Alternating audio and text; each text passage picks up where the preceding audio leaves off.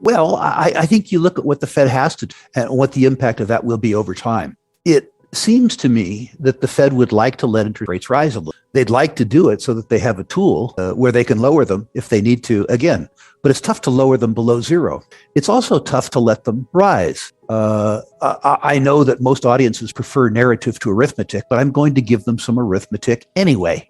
If, as is true, the U.S. 10-year Treasury yields 1.5%, if you go back over the last 40 years, traditionally the U.S. 10-year Treasury has had a positive yield over the rate of inflation. If the rate of inflation is 6.5%, then if the Treasury yield was to revert to mean, the U.S. 10-year Treasury would be selling with a 7 handle or a 7.5 handle, which means that the debt service cost throughout society, but particularly to the government, would go up fourfold. I don't think they can do it. But again, it gets worse. Traditionally, the 30-year mortgage rate in the U.S., rate that American homeowners pay to borrow money to buy a house, trades at a premium to the U.S. 10-year Treasury. If the U.S. 10-year Treasury rate was at 7, the first mortgage rate would be at 8, 8.25, as opposed to 3. That would give you affordable housing the old-fashioned way, to say that the price or the affordability of houses would fall so much as a consequence of interest rates that the real estate market would get crushed. Am I saying this is going to happen? No. What I'm saying is that it is unlikely that the Fed is going to be able to let interest rates rise to any substantial degree, which means that the set of circumstances in front of us, unfortunately, probably favors gold for a fairly substantial period of time. Do I know what's going to happen a month from now? No. Do I know what's going to happen 3 months from now? No. Do I know a set of circumstances very much more likely to occur than not occur? Yes. And am I able, as a consequence of looking at the probabilities around what has to happen, fashion a response in my portfolio that will much more likely than not reward me over time? Yes. I prefer probability or certainties over longer periods of time rather than psychologically secure improbable outcomes during shorter periods. I've lived through 2 precious metals bull markets in my life, 1970 to 1981 and 2000 to 2011. Both of those were decade-long affairs, in fact, 11-year-long affairs. I believe that the bull market that we're in now probably got underway in 2018. So we're 3 years into a bull market. I suggest that if past is prologue, it doesn't need to be, but if past is prologue, there's probably 7 years to go. So we're probably still in the first half of the bull market. And we talked about before, bull markets have substantial dimension. The gold price now has gone from 1,000 to 1,800 US, something like that. And people say, well, isn't the bull market over? I mean, gold's up 40%. Well, first bull market, gold was up 25-fold. Second bull market, gold was up 6-fold. Am I saying that gold is going to be up 3 or 4-fold? No, but it wouldn't surprise me. As we talk too, examining prior bull markets, there is this incredible volatility, these incredible cyclical declines in secular markets, which is precisely what I think we're involved in. I went through one of these in 1975, where the gold market fell by half. I went through another one in 2002, where the market fell by 20 or 30%. So this is not unheralded to me.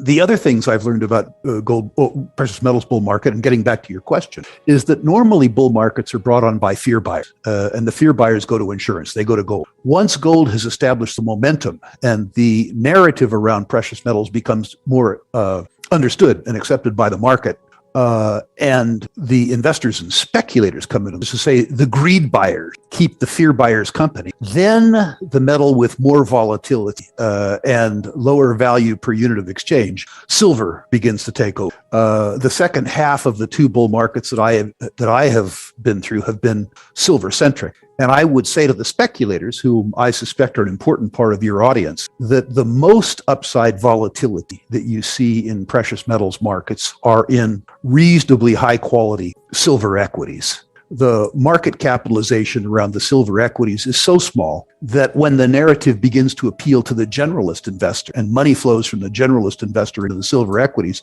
there simply isn't enough market cap in that silo to handle the money. I'm reminded early in my career of things like Silver Standard, which we underwrote at 76 cents. Going to $45. Pan American Silver, which if I remember correctly, we underwrote at 50 cents. going to $40. The bull market before that in the 70s, Coeur d'Alene going from penny dreadful in Spokane at 10 cents to $65. The upside in reasonable quality silver in a silver bull market is truly insane.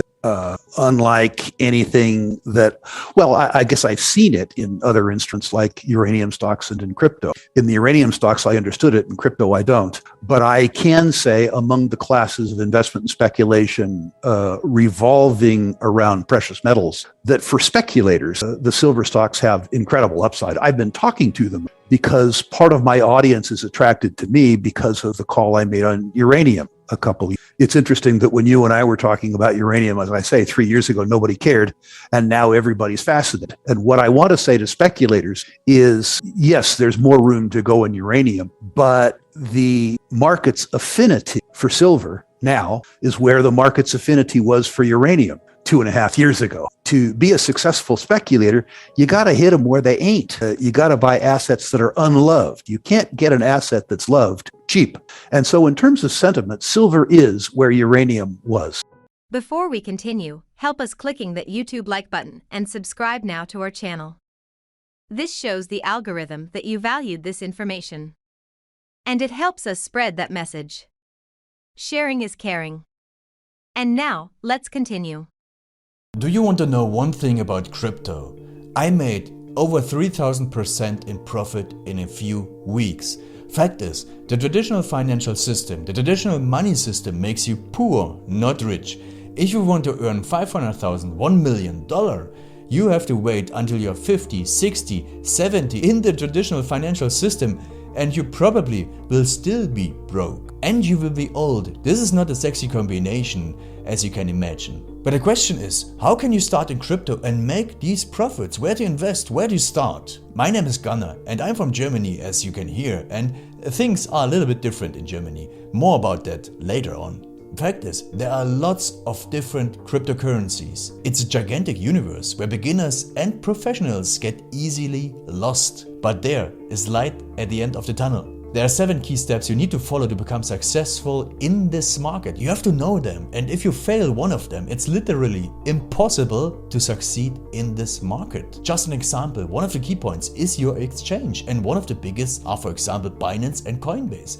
These are trusted and well-established exchanges, but, and this is a big but, you won't find the super profitable coins on those exchanges. The unknown super profitable coins that get gigantic profits are not traded on those kind of exchanges. They are traded on much smaller insider platforms that are barely known. And I can tell you what those super secret exchanges are and why they are so profitable. And another super important thing are the right information sources. The point is, the internet is gigantic. There are hundreds and hundreds of YouTube channels, blogs, pages, and much more. And there are also market makers and influencers. For example, Elon Musk, he is not a crypto guy, but the moment he recommended Dogecoin, it went through the roof, to the moon, so to say. But why did he recommend it?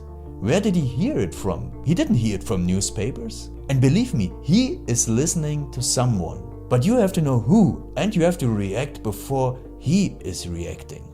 This is really, really important. And these are only 2 of the 7 steps you have to follow in order to be successful in crypto. And if you want to know all of these steps in much more detail, and if you want to have a comprehensive checklist, here's what you should do. There is a link below this video. Click on this link and you will get the opportunity to subscribe to my channel. Click on the link and you will see a video where I explain the next steps. So see you soon. Click on the link now. I'll see you there.